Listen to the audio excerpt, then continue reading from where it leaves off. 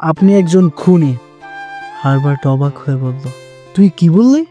আপনি একজন খুনি। আপনি আপনার স্ত্রীকে মেরে ফেলেছেন।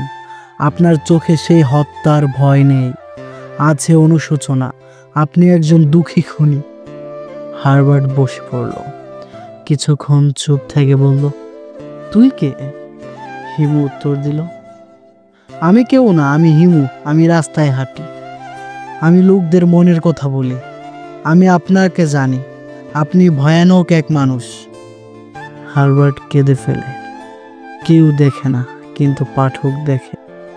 এই দৃশ্যে হিমু কেবল একজন পাগল নয়, এক রহস্যময়, মনস্তাত্ত্বিক, এক গভীর দার্শনিক।